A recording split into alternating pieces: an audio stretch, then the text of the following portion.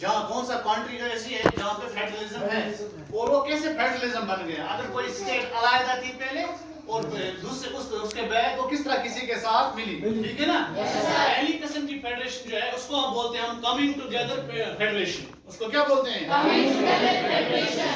Coming together federation. उस federation को बोलते हैं जो वॉलंटियरली ये कहेंगे कि हम इस मुल्क के साथ जाना चाहते हैं, इस कंट्री के साथ रहना चाहते हैं, जिसमें सारे लोगों के पावर क्या होंगे, बराबर होंगे। समझ आ गई बात? इसको बोलते हैं कमिंग टुगेदर फेडरेशन। यानी मैं वॉलंटियरली बोल रहा हूँ, जिस तरह ये निजाम है यूएसए में है, यूनाइटेड स्टेट्स ऑफ अमेरिका में है, स्विट्जरलैंड में है, ऑस्ट्रेलिया में है।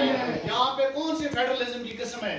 Coming together federalism. यानी सारे कंट्रीज ये डिसाइड करते हैं कि हम मिलके, यानी सारी स्टेटें ये डिसाइड करते हैं हम मिलके एक ही मुल्क बनाएंगे, और पावर जो डिस्ट्रीब्यूट होगा, जो पावर्स होंगे वो सबको बराबर होंगे। वो सबको क्या होंगे? बराबर।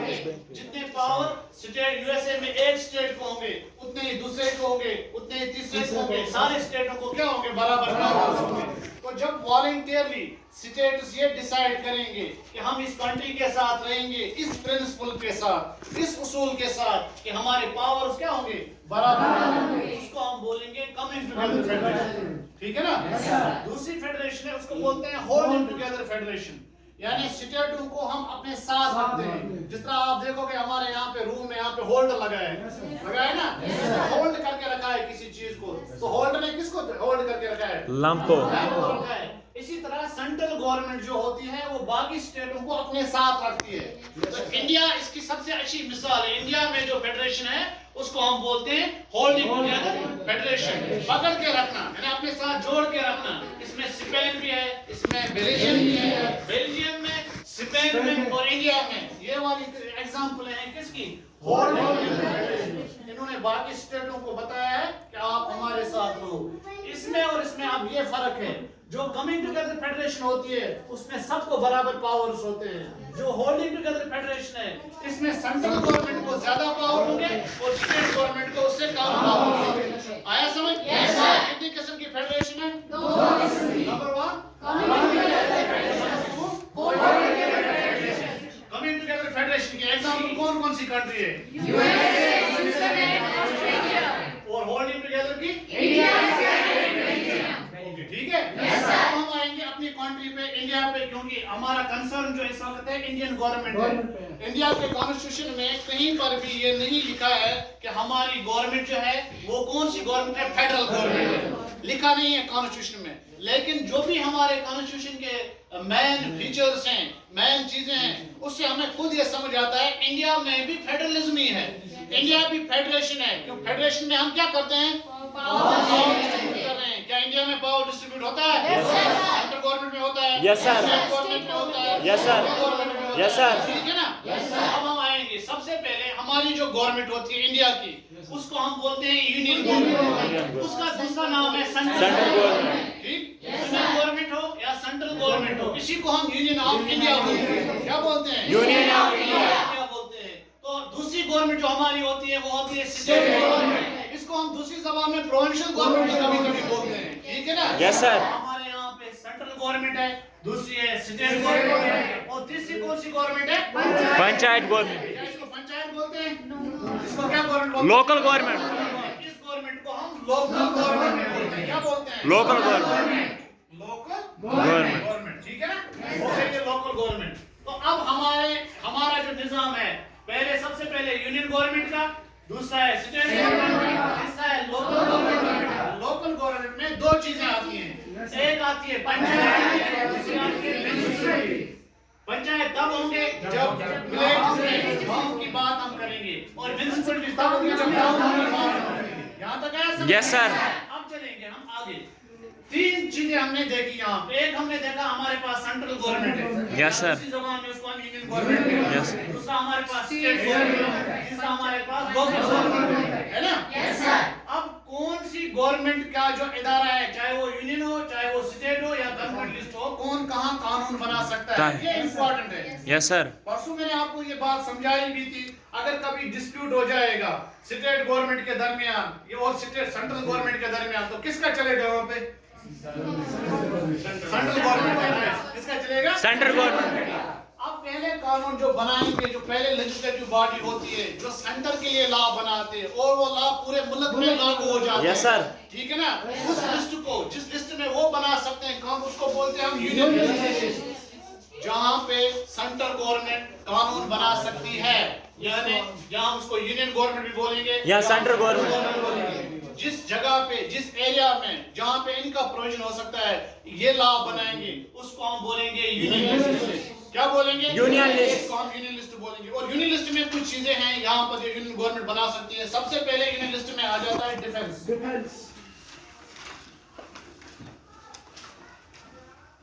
सबसे पहले क्या आता है? डिफेंस।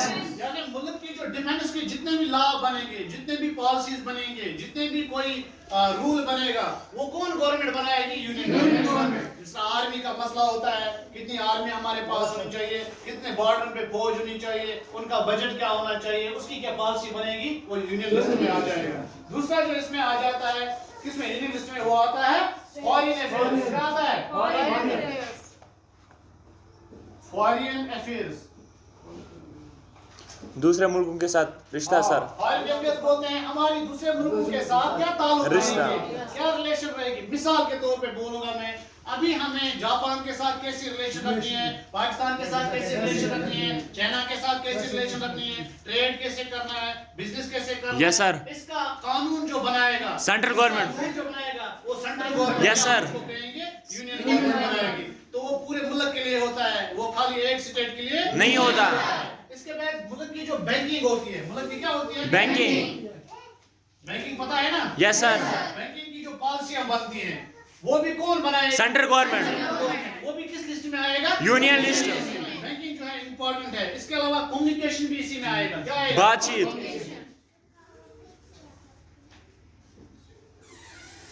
Communication and currency. यानी कम्युनिकेशन पहले हम देखेंगे, मिसाल के तौर पर हमारे यहाँ पे टावर चल रहे हैं, आयरटेल का टावर चल रहा है, बीएसएनएल का चल रहा है, लैंडलाइन चल रही है, इससे कम्युनिकेशन होती है ना। Yes sir. जो सिस्टम होता है वो भी एक किस्म की कम्युनिकेशन। Yes sir. बहुत सारी कम्युनिकेशन जिससे हम अपनी बात दूसरों तक पहुंचा सकते हैं। तो इसकी पॉलिसियां भी जो बनाती है वो यूनियन लिस्ट में आता है। और सबसे बड़ी बात, सबसे मैन पावर जो है वो करेंसी। मुल्क की जो करेंसी बनेगी, कैसी करेंसी बनेगी, ठीक है ना, पॉलिसी भी कौन बनाएगा? Union list. तो यूनियन लिस्ट में इसी तरह बहुत सारी चीजें आती है। ये मैंने आपको बताई, चाहे वो फॉरेन पॉलिसी हो, चाहे वो बैंकिंग हो, चाहे वो डिफेंस हो, चाहे वो कम्युनिकेशन हो, चाहे वो करेंसी, इसमें जितने भी लॉ बनेंगे वो आते हैं यूनियन लिस्ट। Yes sir. और ये जितने भी लॉ होंगे ये पूरे मुल्क पे इम्प्लीमेंट होंगे। ये पूरे मुल्क को मानने हैं, ना कि एक स्टेट को। यूनियन का मतलब पूरे मुल्क को है। यस सर, मानने हैं। क्यों? क्योंकि हमने यहाँ पे क्या पढ़ा, यूनियन गवर्नमेंट होती है, वो पूरे गवर्नमेंट होती है, वो पूरे मुल्क की होती है। यस सर, वो पूरे मुल्क के लॉ। अब आएंगे हम स्टेट लिस्ट में। जिस तरह हमारे इंडिया में हमारे यूनियन के साथ हमारे पावर को डिवाइड किया गया है, स्टेटों को डिवाइड किया गया है ना। बहुत सारी स्टेटें हैं, राजस्थान है, गुजरात है ना, पंजाब है, महाराष्ट्र है। Yes sir. स्टेट है ना। Yes sir. इनको पावर्स दिए गए हैं, कुछ पावर्स कि आप अपने स्टेट में अपने हिसाब से लॉ बनाओ, अपनी लेजिस्लेशन करो, अपने कानून बनाओ। जब स्टेटों को वो वाला लिस्ट दिया गया है, वो वाला इख्तियार दिया गया है, उसको हम बोलेंगे ये कौन सी लिस्ट है?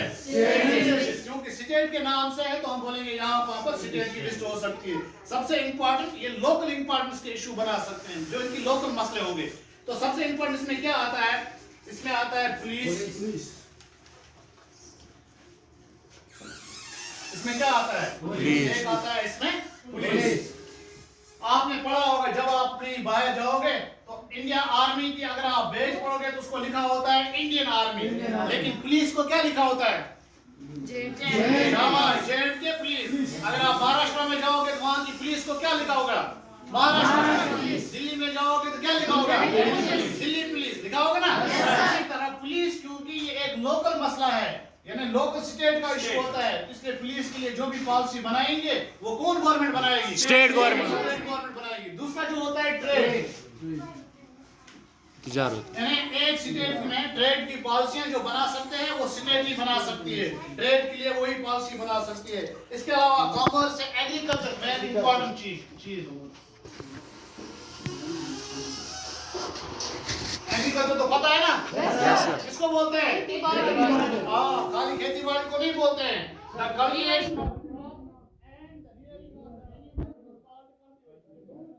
Yes sir.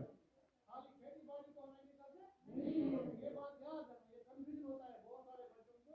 वो एग्रीकल्चर इसी को समझते हैं। एग्रीकल्चर में सारी चीजें आती है, cultivation of crop and rearing of animals is called as agriculture. इसमें हॉर्टिकल्चर भी आता है, इसमें सीरीकल्चर भी आता है, इसमें फ्लोरिकल्चर भी आता है। हो गया जी? Yes sir. इसकी दूसरी लिस्ट जो है वो लिस्ट क्या है, जो 3.3 बना सकते हैं, वो है इरिगेशन। इरिगेशन पता है ना? सिंचाई। हाँ, सिंचाई करना। हम अपने स्टेट में खेतों को सिंचाई करेंगे, डैम्स किस तरह बनाएंगे, रेल्स किस तरह बनाएंगे, कैनल्स किस तरह बनाएंगे, इन सारी चीजों को हम क्या बोलते हैं, इरिगेशन। अब स्टेट की लिस्ट में ये है, वो पुलिस के लिए कानून बना सकते हैं, ट्रेड बना सकते हैं, एग्रीकल्चर के लिए बना सकते हैं और इरिगेशन के लिए बना सकते हैं। इसके बाद तीसरी लिस्ट जो है उसको हम बोलते हैं कॉन्करेंट लिस्ट। क्या बोलते हैं? कॉन्करेंट लिस्ट वो होता है जहां पे दोनों बोथ स्टेट गवर्नमेंट और सेंट्रल गवर्नमेंट बना सकते हैं law. Both state government and central government, बोलिए यूनियन गवर्नमेंट।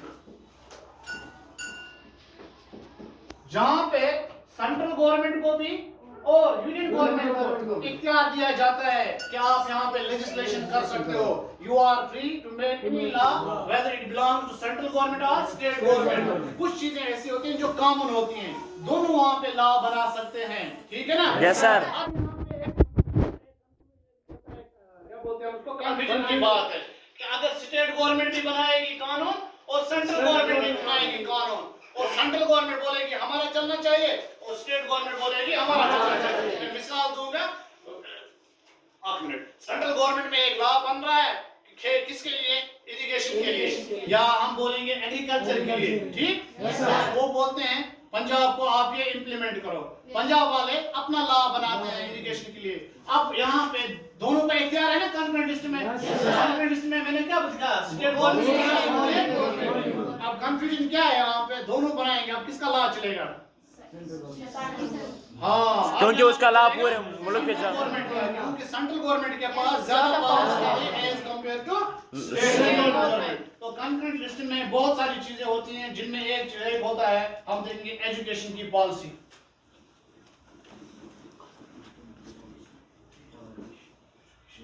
है ना? अभी हम कौन सी एजुकेशन पॉलिसी है, किसमें है, हम आपको पता है 2020 से कौन सी एजुकेशन पॉलिसी आई है, न्यू एजुकेशन पॉलिसी। क्या ये स्टेट में है? नो सर, मुल्क में।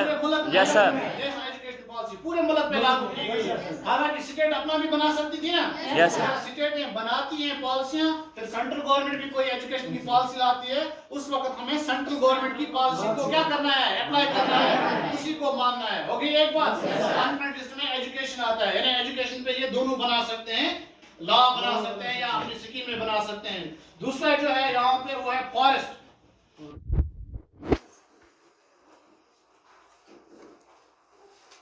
फॉरेस्ट सबको पता है, यस, जंगल। हाँ, तो ये जो फॉरेस्ट की पॉलिसीज हैं, हमें इसमें होते हैं रिजर्व फॉरेस्ट होते हैं, प्रोटेक्टेड फॉरेस्ट होते हैं, है ना, एक किस्म के जंगल होते हैं, वहाँ पे कोई जा ही नहीं सकता है। हमारे यहाँ पे स्टेट में होंगे, लेकिन सेंट्रल गवर्नमेंट बनाएगी लॉ, ये रिजर्व फॉरेस्ट है, ये नेशनल सेंचुरी है ना।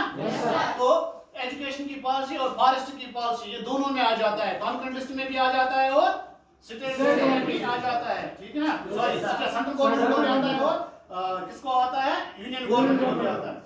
इसके बाद एक और चीज इसमें जिसमें ये लॉ बना सकते हैं कॉन्करेंट लिस्ट में है, वो है ट्रेड यूनियन।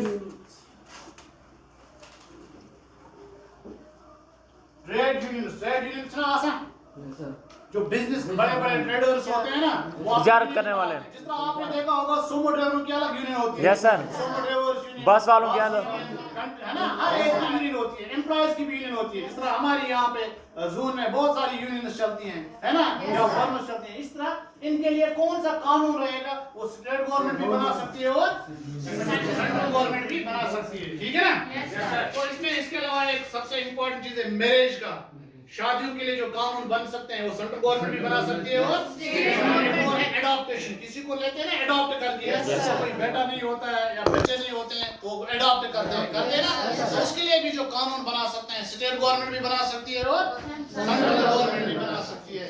तो यहाँ पर भी आपको ये याद रखना है, अगर कोई कॉन्फ्लिक्ट हो जाएगा कि स्टेट गवर्नमेंट में और सेंट्रल गवर्नमेंट में, तो हम किसका लॉ यहाँ पे उस वक्त किसका लॉ चलेगा वहाँ पे? सेंट्रल गवर्नमेंट का लॉ चलेगा। ठीक है। अब अगर मैं पूछूंगा आपको फेडरेशन के बारे में जो पढ़ा, बोल सकते हो? बोलो। कमिंग टुगेदर फेडरेशन जो है ना, किसको बोलते हैं? ओके हाँ, जो वॉलंटियरली डिसाइड करेंगे कि हम किसी स्टेट के साथ जाएंगे। कौन कौन से कंट्रीज ऐसी हैं? अबे होल्डिंग टुगेदर, क्या इंडिया होल्डिंग टुगेदर में आता है, कमिंग टुगेदर में आता है? Holding together. Holding together. अब इन दो में आपको फर्क बताना है। इसमें स्टेटों में बराबर पावर होते हैं कि इसमें बराबर पावर होते हैं? कमिंग टुगेदर में होते हैं, होल्डिंग में? होल्डिंग में बराबर होते हैं? नो सर, ज्यादा पावर किसके? सेंट्रल गवर्नमेंट के पास। 3 लिस्टें हैं जिसमें हम कानून बनाते हैं। Number 1 union list, union government का दूसरा नाम क्या है? Central government. और नंबर 2 स्टेट लिस्ट, दूसरा नाम क्या है? State list. Number 3 local government में हम 2 चीजें पढ़ते हैं। Number 1 number 2। अब यूनियन लिस्ट में कौन कानून बना सकता है? Central government. ठीक है ना? तो 2 चीजें आप बताओ, 2 चीजें जो यूनियन गवर्नमेंट वाले कहाँ कानून बना सकते हैं? सर यूनियन गवर्नमेंट वाले सर मुल्क में सर फॉरेस्ट के एक्टर्स के बारे में, फॉरेन अफेयर्स, शाबाश। बैंकिंग के बारे में। बैंकिंग के बैठो। आप बोलो, मैं बोलो स्टेट गवर्नमेंट कहाँ कानून बना सकती है? सर पुलिस में और ट्रेड और एग्रीकल्चर। आप तो अगर कॉन्फ्लिक्ट हो जाएगा कंट्रेंट लिस्ट में, दोनों लॉ बनाएंगे, किसका लॉ चलेगा? Sir union government. क्यों चलेगा यूनियन गवर्नमेंट सर उसके का? पास ज्यादा पावर है। उसके पास ज्यादा पावर होते हैं। आप उठो, बोलो सेंट्रल गवर्नमेंट का दूसरा नाम क्या है? Union government. शाबाश। इंडिया की फेडरेशन कौन सी है? कमिंग टुगेदर है कि होल्डिंग टुगेदर है? Holding together. शाबाश। आप बोलो बेटा।